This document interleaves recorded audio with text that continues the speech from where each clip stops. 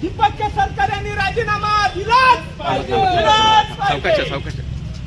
दीपक केसरकर सरकारचा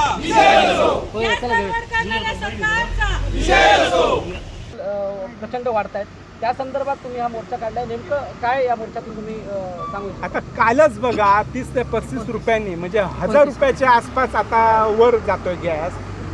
त्यामुळे महिलांना पण घरात जेवण करायला प्रॉब्लेम होत आहेत। इथे आपल्या जिल्ह्यामध्ये मजूरदार वर्ग आहे, इथे कोण मोठे व्यावसायिक आहेत असं काही नाही आहे।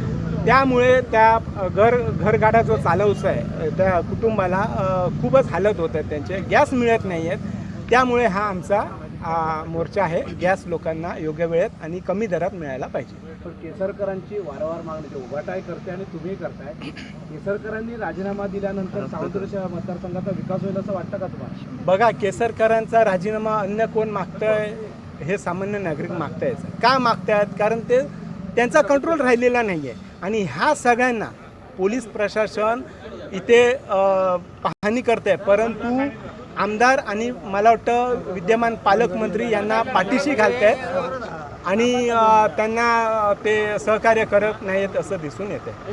Konkan live breaking news channel, अचूक बातमी, थेट हल्ला। कोकणातील ज्वलंत प्रश्नावर मर्मभेदी लिखाण करून सत्य मांडणारे निर्भीड चॅनल। लाईक करा, सबस्क्राईब करा आणि फॉलो करा।